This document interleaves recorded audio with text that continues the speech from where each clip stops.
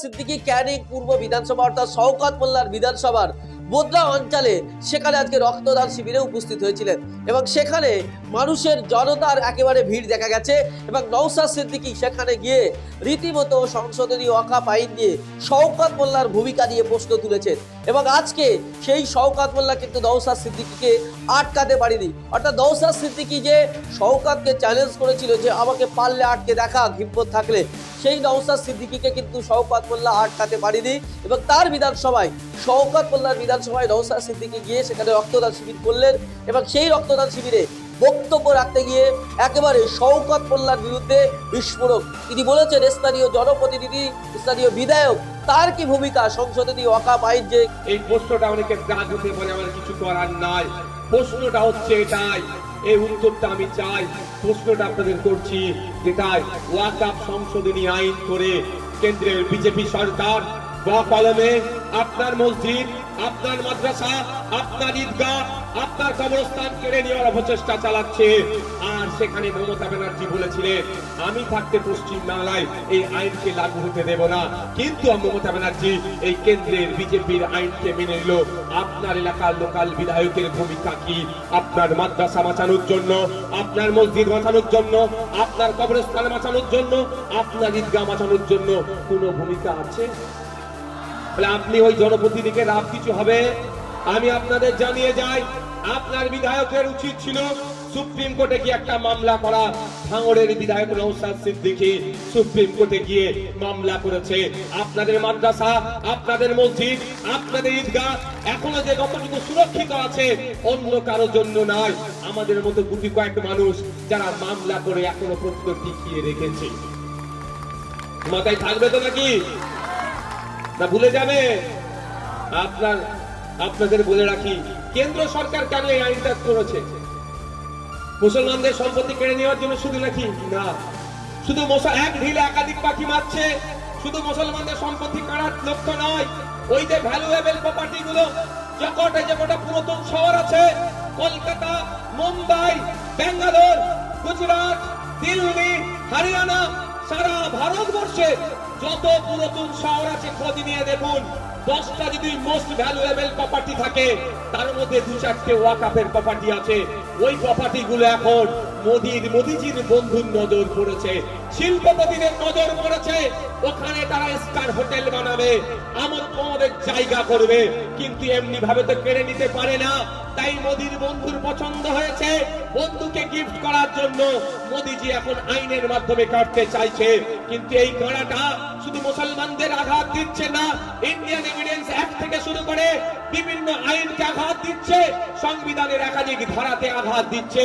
তাই আমরা সংবিধান প্রেমী মানুষেরা সংবিধানকে প্রোটেক্ট করার জন্য, রক্ষা করার জন্য এর যেমন প্রতিবাদ করছি, কিন্তু আমরা আগামী দিনেও দেখছি আজকে এরা ওয়াকফের সম্পত্তি লুট করছে, কালকে এরা গুরুদুয়ারার সম্পত্তি লুট করবে, পরশুদিন এরা জাহের থানের সম্পত্তি লুট করবে, তারপরের দিন এরা গরম থানের সম্পত্তি লুট করবে, তারপরের দিন এরা গির্জার সম্পত্তি লুট করবে, এরপরে তারা হিন্দু সমাজের ধর্মীয় সম্পত্তি গুলোকে, এই মন্দিরের দেবদেবীর নামে সম্পত্তি গুলোকে লুট করার চেষ্টা করবে। তাই শুরুতেই যদি না একে আটকে দেওয়া যায়, এর আগ্রাসী এই ফ্যাসিস্ট সরকার একটাও ধর্মস্থানের জায়গা সুরক্ষিত রাখবে না, সবটাই এরা ব্যক্তিগত স্বার্থ চরিতার্থের জন্য দখল করে নেবে নতুন আইনের মাধ্যমে। গত কয়েকদিন আগে দেখছিলাম যে বিভিন্ন পেপার পত্রিকাতে, বিভিন্ন সোশ্যাল মিডিয়ার মাধ্যমে দেখতে পাচ্ছিলাম যে আরএসএস এর সদর দপ্তর দিল্লিতে আছে, তাদের গাড়ি পার্ক করার মতো জায়গা আর পাচ্ছিল না। 1400 বছরের নাকি 140 বছর, প্রায় 140 বছরের, 1400 নয়, 140 বছরের পুরাতন একটি মন্দিরকে তারা ভেঙে চুরমার করে দিয়ে, উড়িয়ে দিয়ে ওই জায়গাটাকে খালি করে এদের গাড়ি পার্কিং এর জায়গা করছে। তাহলে বুঝুন, এদের যখন প্রয়োজন হবে ওয়াকফ সম্পত্তি আইনের মাধ্যমে নিয়ে নেবে। এদের প্রয়োজন হয়েছে গাড়ি পার্কিং করব, মন্দির ভেঙে গুড়িয়ে দিয়ে গাড়ি পার্কিং করছে। এরা এই রাজনীতি করে। তাই আমাকে আপনাকে সজাগ সতর্ক হতে হবে। এখানে হিন্দু মুসলমান দলিত আদিবাসীর ব্যাপার নয়, এখানে আমাদের জনগণের ব্যাপার, নাগরিকের ব্যাপার দাঁড়াচ্ছে। ঐক্যবদ্ধ হতে হবে, দলবদ্ধ হতে হবে। সামনে 2026 সাল আসছে, এর জবাব আমরা গণতান্ত্রিক প্রক্রিয়াতে দেব, সেই জায়গা আপনাদের আছে। দেখুন, সংবিধান আপনাকে পাওয়ার একটা দিয়েছে, সব থেকে বড় অস্ত্র সংবিধান আপনার হাতে তুলে দিয়েছে। আর্টিকেল 326 ইটস মিন আপনাকে ভোটদানের পাওয়ার দিয়েছে। মোদিজির একটা ভোটের যত ক্ষমতা, নওশাদ সিদ্দিকী এমএলএ একটা ভোটের অতটাই ক্ষমতা, মমতা ব্যানার্জি রাজ্যের চিফ মিনিস্টার ওনার ভোটের অতটাই ক্ষমতা, আর আপনারা যারা চটে বসে আছেন আপনাদেরও ভোটে একই ক্ষমতা। এটাই আমাদের ডেমোক্রেসি, আমাদের মহান সংবিধানের পাওয়ার দিয়েছে। তাই আপনারা, আপনাদের সাথে ইন্ডাস্ট্রি চলে, আপনাদের সাথে অন্যায় হলে যেমন প্রতিবাদ হবে, গণতান্ত্রিক প্রক্রিয়ায় প্রতিরোধ হবে এবং আইনি লড়াই হবে, ঠিক সাথে সাথে আপনাকে আমাকেও সংবিধান প্রতি 5 বছর ছাড়া ছাড়া যারা আইন তৈরি করছে, যারা আইনের বাস্তবায়ন করছে তাদেরও পাল্টানোর সুযোগ দিয়েছে। তাই আমরা প্রতিবাদ করব, প্রতিরোধ করব গণতান্ত্রিক প্রক্রিয়ায়। আগামী 5 বছরের জন্য 2026 সালে আমাদের কাছে সুযোগ আসছে। ভাঙর যে আশার বীজ বপন করেছে সেই বীজ আজকে গাছে পরিণত হয়েছে, শুধু ফলের অপেক্ষা।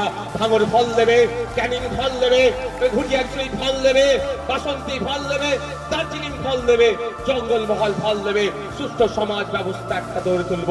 সেই সুন্দর সমাজ ব্যবস্থা, সেই সকালে নারী তার অধিকার নিয়ে মাথা তুলে বাঁচবে, পুরুষ তার অধিকার নিয়ে মাথা তুলে বাঁচবে, সরকারি কর্মচারীরা কেন্দ্রীয় সমাহারে দিয়ে পাবে, 6-8 ঘন্টার বেশি তারা ডিউটি করবে না, শূন্য পদে পূরণ হবে, বাচ্চারা স্কুলে গিয়ে শুধু মিড ডে মিল খেয়ে চলে আসবে না, ওখান থেকে এই শিক্ষা, উপযুক্ত শিক্ষা নিয়ে ফিরে আসবে। রাস্তাঘাটের আমূল পরিবর্তন হবে, উন্নয়ন হবে, কৃষক তার উৎপাদিত ফসলের দাম পাবে, বেকারত্বের জ্বালায় যারা চলছে তাদের কাজের ব্যবস্থা করা হবে। এটাও আপনাদের বলা যায় 2026 সাল আসছে, বাংলার মানুষ যদি আমাদের সুযোগ দেয়, অন ফ্যামিলি অন জব, প্রত্যেকটা পরিবার থেকে একজন করে চাকরির ব্যবস্থা সেট করবে। আপনাদেরকে কথা দিয়ে যাচ্ছি, বক্তব্য আমি আর দীর্ঘায়িত করব না। আমার বক্তব্য এখানে আমি ইতি টানলাম।